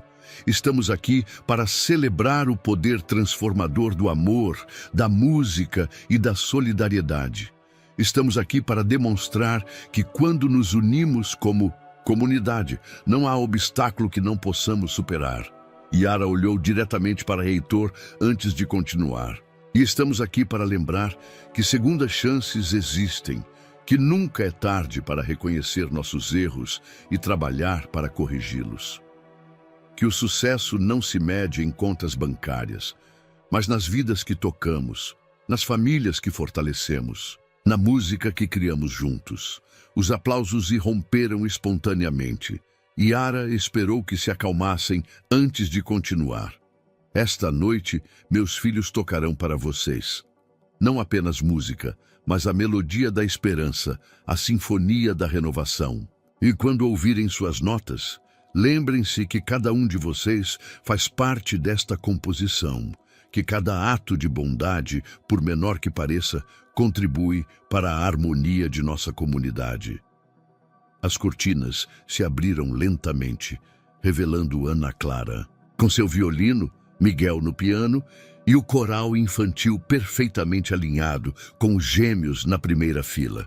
"Apresento a vocês", concluiu Yara com a voz emocionada, "o futuro que construímos juntos." Ana Clara começou a tocar o Ave Maria. As notas, puras e cristalinas, flutuaram no ar como uma oração. Miguel se juntou com o piano, seus acordes, entrelaçando-se perfeitamente com o violino de sua irmã. E então, as vozes do coral se elevaram, com Diego e Daniel guiando a melodia com suas vozes angelicais. Na primeira fila, Dona Rosa e seu Miguel se davam as mãos, seus rostos brilhantes de orgulho. Marina, sentada ao lado deles, filmava tudo com seu celular, capturando cada momento precioso. Heitor, de um lado do palco, observava sua família com o coração transbordando. Seus filhos, que ele um dia havia negligenciado em sua busca por sucesso empresarial, agora brilhavam com luz própria. Yara, a quem ele havia perdido por sua cegueira material, estava mais bonita do que nunca, transformada pelo amor de sua comunidade e pela força de seu próprio espírito. A música alcançou seu crescendo, e com ela as vozes do coral se elevaram ao céu, levando consigo as esperanças e sonhos de toda uma comunidade. Naquele momento mágico, sob as luzes do teatro, o passado doloroso se dissolveu na promessa de um futuro brilhante, construído não sobre a riqueza material, mas sobre os alicerces inabaláveis do amor familiar e da solidariedade comunitária. E enquanto as últimas notas flutuavam no ar, Heitor compreendeu que havia encontrado algo muito mais valioso do que todo o sucesso corporativo que alguma vez perseguiu. Ele havia encontrado o verdadeiro significado da riqueza nos olhos brilhantes, de seus filhos, no sorriso sereno de Yara e nos aplausos estrondosos de uma comunidade que se havia tornado sua família estendida. A manhã seguinte ao concerto amanheceu com uma energia diferente no bairro. Os jornais locais haviam coberto o evento e as redes sociais fervilhavam com vídeos do concerto compartilhados pelos presentes. Na entrada do novo refeitório comunitário, um grupo de voluntários se preparava para a inauguração, enquanto seu Miguel supervisionava a chegada dos primeiros suprimentos. Yara estava sentada em seu escritório improvisado dentro do refeitório, revisando as doações recebidas na noite anterior. Os números superavam todas as expectativas, o suficiente para manter o refeitório funcionando por um ano inteiro e expandir o programa de educação musical. Os patrocinadores ficaram impressionados, comentou Heitor, entrando com 2 xícaras de café. 3 fundações mais querem colaborar conosco. Não consigo acreditar que isso esteja realmente acontecendo, respondeu Yara, aceitando o café. Às vezes penso que vou acordar na calçada, que tudo foi um sonho. Não é um sonho, assegurou Heitor, sentando-se em frente a ela.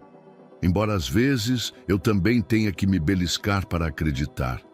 Através da janela, eles podiam ver Ana Clara dando sua primeira aula de violino para um grupo de crianças do bairro. Os pequenos a olhavam com admiração enquanto ela explicava pacientemente como segurar o arco. Você viu a reportagem? No Jornal da Manhã? Perguntou Yara. Sim, a jornalista fez um excelente trabalho contando a história sem sensacionalismos. Heitor fez uma pausa. Embora me tenha surpreendido que tenham mencionado o caso de Fernando, as pessoas precisam saber que segundas chances são possíveis, mas também que as ações têm consequências, refletiu Yara. Como você se sente com a sentença dele? 15 anos é muito tempo, suspirou Heitor, mas o juiz foi claro. A fraude corporativa afetou muitas pessoas. Pelo menos a restituição de fundos ajudará a compensar os funcionários afetados. Naquele momento, os gêmeos invadiram o escritório, seguidos por Miguel, que carregava seu teclado portátil. Mãe, pai, exclamou Diego emocionado. Eles querem que a gente cante na inauguração do Centro Cultural da Prefeitura. E o diretor da Escola de Música do Centro nos ofereceu bolsas de estudo integrais, acrescentou Miguel. Para os 4. Yara olhou para Heitor, que assentiu com um sorriso. A música abre portas que nem sabíamos que existiam. Dona Rosa apareceu na porta com seu avental de cozinha. O primeiro grupo de comensais está chegando. Vocês querem ver como tudo funciona? A família completa dirigiu-se à área principal do refeitório. As mesas, doadas por vários restaurantes locais, estavam dispostas em um padrão acolhedor. Os murais pintados pelas crianças do bairro davam vida às paredes, contando histórias de comunidade e esperança. Bom dia a todos, cumprimentou seu Miguel da cozinha industrial. Hoje temos caldo de galinha, arroz com legumes e tortilhas recém-feitas. As primeiras famílias começavam a entrar. Mães solteiras com seus filhos, idosos do bairro, estudantes de poucos recursos. Cada um era recebido com dignidade e respeito. Olha, sussurrou Ana Clara para sua mãe, apontando para uma mulher jovem com 3 crianças pequenas. Ela estava na mesma situação que nós há alguns meses. Yara observou como a mulher era recebida e guiada a uma mesa. Seus filhos receberam não apenas comida, mas também cadernos e lápis para o programa educativo da tarde. A vida dá muitas voltas, refletiu Yara. Há 6 meses, éramos nós quem precisávamos de ajuda. Agora podemos ser quem a oferece. Marina, que agora coordenava os programas sociais da Fundação, aproximou-se com um tablet. Chegaram os resultados da última ressonância magnética, Yara. O doutor quer vê-los com você. O rosto de Yara iluminou-se. Você tem eles aqui? Marina assentiu e mostrou a tela. As imagens mostravam uma melhora significativa nas lesões cerebrais. O tratamento experimental estava funcionando melhor do que o esperado. O doutor diz que você poderia estar em remissão completa em 6 meses, explicou Marina. Heitor, que havia estado observando a cena por trás, sentiu que seus olhos se encheram de lágrimas. Ele lembrou daquela manhã em sua limusine, quando viu Yara pela primeira vez depois de 5 anos, vivendo na rua. Quem poderia imaginar que aquela manhã marcaria o início de uma transformação tão profunda? Os gêmeos correram para o pequeno palco que haviam instalado em um canto do refeitório. Diego pegou o microfone enquanto Daniel sentava-se ao piano elétrico. "Bom dia a todos", anunciou Diego com sua voz clara. "Enquanto vocês desfrutam do café da manhã, queremos compartilhar uma música que aprendemos para o concerto." As notas do piano começaram a flutuar no ar, misturando-se com o aroma do café e do pão recém-assado. A voz de Diego, doce e pura, começou a cantar uma melodia de esperança e renovação. Yara se apoiou em Heitor, que a envolveu com seu braço.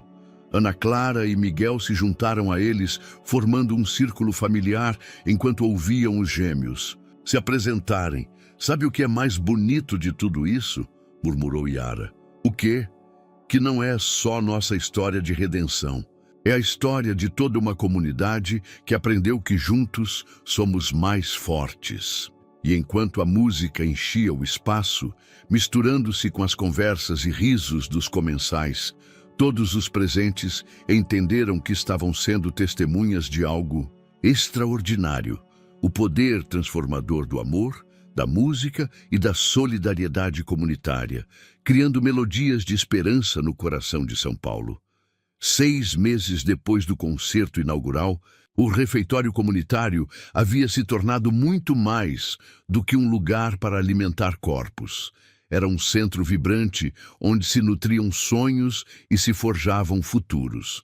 A música flutuava constantemente por seus corredores, misturando-se com o aroma da comida caseira e o murmúrio das conversas. Era uma tarde especial. Yara tinha sua última consulta de acompanhamento com o Dr. Mendes. Heitor a acompanhou ao consultório, enquanto as crianças esperavam no centro cultural anexo ao refeitório, onde agora davam aulas regulares de música. "Os resultados são extraordinários", anunciou o doutor, mostrando-lhes as últimas imagens. "A doença está em remissão completa. Yara, você respondeu ao tratamento melhor do que qualquer um esperava." Yara apertou a mão de Heitor, contendo as lágrimas. "Isso significa que você pode levar uma vida completamente normal", confirmou o médico. "Embora você deva manter alguns medicamentos preventivos, seu prognóstico é excelente." Saindo do consultório, eles pararam no parque onde se haviam reencontrado meses atrás. O mesmo banco onde Yara costumava descansar com os gêmeos agora parecia renovado, parte de um projeto de melhoria urbana que a fundação havia impulsionado. "É estranho estar aqui de novo", comentou Yara sentando-se. "Às vezes penso naquela manhã quando você me viu de sua limusine." "Eu penso nisso todos os dias", respondeu Heitor, juntando-se a ela. "Foi o momento em que o universo me deu uma segunda chance para fazer as coisas direito." "Nos deu a todos", corrigiu Yara suavemente. Sua conversa foi interrompida pelo som de música vindo do centro cultural. Ana Clara estava dirigindo o novo coral juvenil, enquanto Miguel acompanhava ao piano. Os gêmeos, que agora faziam aulas formais de música, estavam entre as vozes principais. "Você viu a reportagem no Jornal Nacional?", perguntou Heitor. "Estão chamando nosso programa de Modelo de Transformação Social." "Vi que 3 municípios mais querem replicar o modelo", assentiu Yara. "A combinação de assistência alimentar, educação musical e apoio legal parece ressoar com muitas comunidades." "É porque toca em todas as necessidades fundamentais", refletiu Heitor.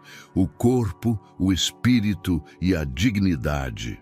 Um grupo de crianças passou correndo perto deles, carregando instrumentos musicais. Um deles parou para cumprimentar. Era o filho da mulher que Ana Clara havia apontado meses atrás no refeitório. Agora, a mulher trabalhava como assistente administrativa na fundação, e seu filho havia descoberto um talento natural para o violoncelo.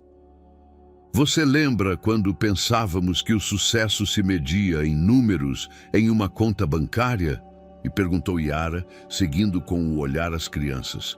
Eu era um homem diferente então, respondeu Heitor, um que não entendia que a verdadeira riqueza está em momentos como este. Do Centro Cultural surgiu uma melodia familiar. Era a peça que Ana Clara e Miguel haviam tocado no concerto beneficente, mas agora interpretada por uma orquestra juvenil completa. As notas se elevavam no ar da tarde, levando consigo as histórias de transformação e esperança de toda uma comunidade. Mãe, pai, chamou Ana Clara, aparecendo na entrada do centro. Precisamos de vocês para o ensaio geral. Ensaio geral? Perguntou Yara, surpresa.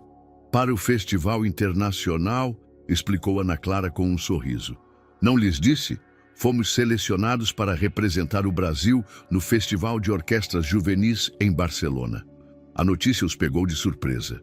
Miguel apareceu atrás de sua irmã, segurando um envelope oficial.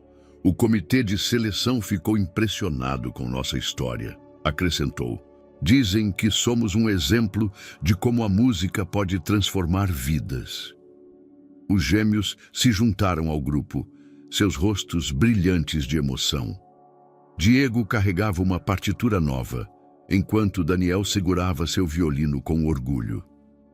Toda a orquestra irá? Perguntou Heitor. 35 crianças no total, confirmou Ana Clara. A fundação cobrirá as despesas daquelas que não podem pagar.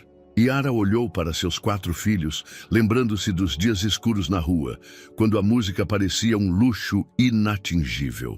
Agora, aquela mesma música havia se tornado uma ponte para um futuro que nenhum deles teria ousado sonhar.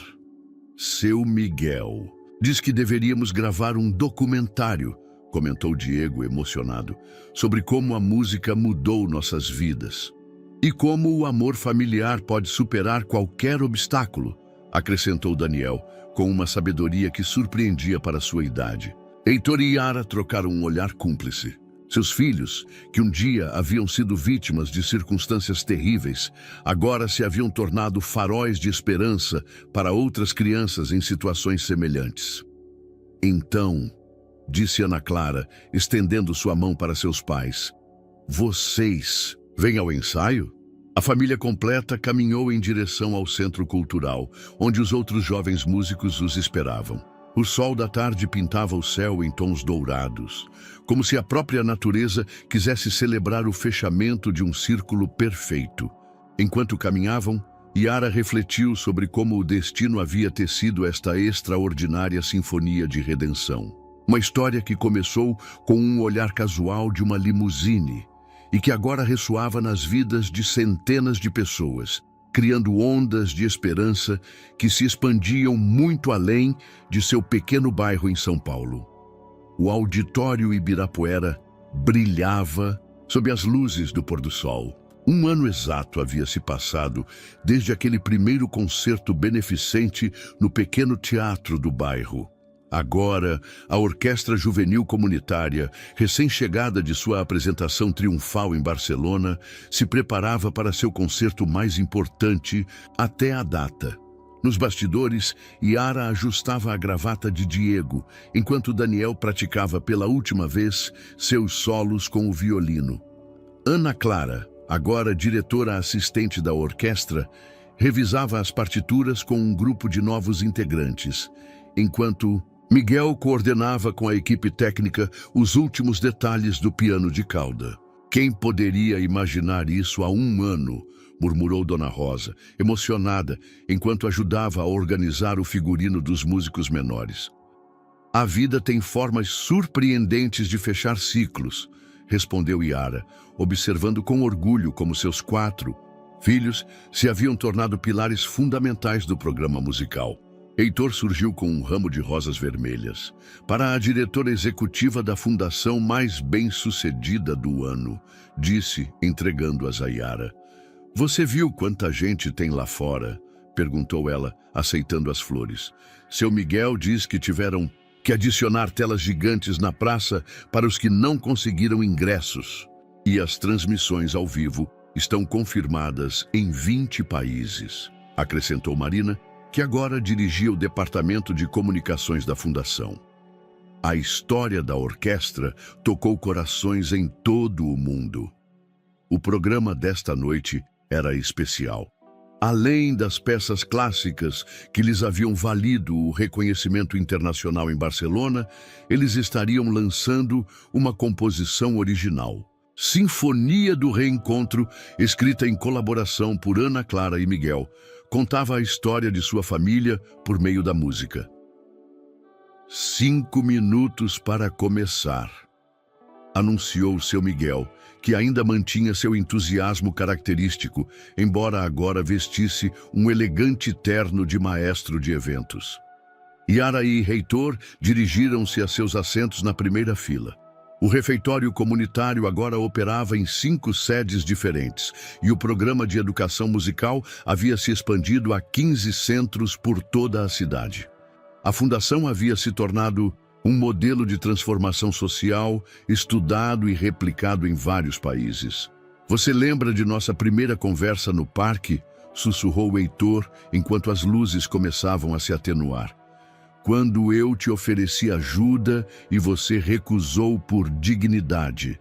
E agora estamos aqui, respondeu Yara, ajudando outros a encontrarem sua própria dignidade por meio da música e da comunidade.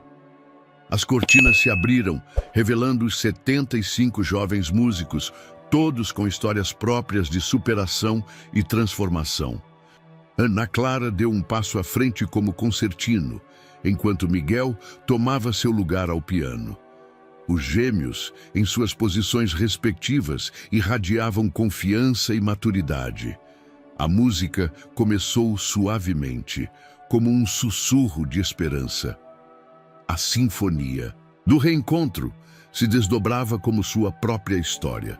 Os primeiros compassos falavam de perda e separação, representados por notas melancólicas do violino de Ana Clara. Depois, o piano de Miguel introduzia o tema do reencontro, enquanto as vozes dos gêmeos se elevavam com o coro, simbolizando o renascimento da esperança. Na plateia, famílias que haviam sido beneficiadas pelos programas da Fundação ouviam com lágrimas nos olhos. Dona Rosa e seu Miguel, sentados ao lado de Yara e Heitor, tiravam fotos e vídeos, documentando outro momento histórico nesta extraordinária história. A sinfonia alcançou seu clímax com toda a orquestra tocando ao uníssono, dezenas de instrumentos e vozes unindo-se em uma celebração de resiliência e amor familiar. As notas se elevavam ao teto do auditório como preces de gratidão, como testemunhos de que o verdadeiro sucesso não se mede em riquezas materiais, mas nas vidas transformadas e nos corações curados.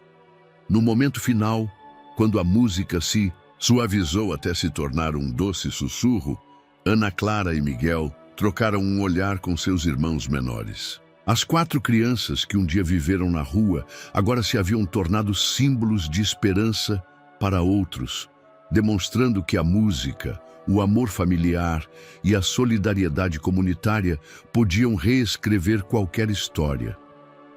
O silêncio que seguiu, a última nota foi profundo, quase reverencial, antes de que o público explodisse em uma ovação estrondosa. Yara e Heitor se levantaram, seus corações transbordando de orgulho e gratidão. Sabe o que é mais bonito de tudo isso? Sussurrou Yara enquanto aplaudiam. O quê? Que a melodia continua. Cada nova família que ajudamos, cada criança que descobre a música, cada comunidade que se fortalece, são novas notas nesta sinfonia inesgotável de esperança. Heitor tomou sua mão, entendendo perfeitamente o que ela queria dizer. Sua história não havia terminado com um simples e viveram felizes para sempre. Em vez disso, havia se tornado o primeiro movimento de uma composição maior, uma que continuaria ressoando nas vidas de outros, inspirando novas histórias de transformação e reencontro. Os aplausos continuaram, enquanto as famílias beneficiadas pela fundação subiam ao palco com flores para os músicos. Seu Miguel chorava abertamente enquanto abraçava os gêmeos. Dona Rosa distribuía lenços entre os pais emocionados. Marina coordenava com os meios internacionais que transmitiam o evento. E no meio de toda aquela celebração, Jara e Heitor permaneciam de mãos dadas, testemunhas do milagre que havia nascido de sua própria história de perda e redenção. Seus 4 filhos, brilhando no palco, eram a prova viva de que o amor, quando combinado com a música e a solidariedade comunitária, tem o poder de transformar não apenas vidas individuais, mas gerações inteiras. A melodia continuaria, passando de coração a coração, de família a família, lembrando a todos que mesmo nos momentos mais escuros, a esperança pode encontrar sua voz por meio das notas de uma canção compartilhada. Espero que você tenha gostado da história de hoje. Inscreva-se no canal para não perder mais histórias como esta. Dê um like e comente abaixo o que você achou da história. Nos vemos no próximo vídeo.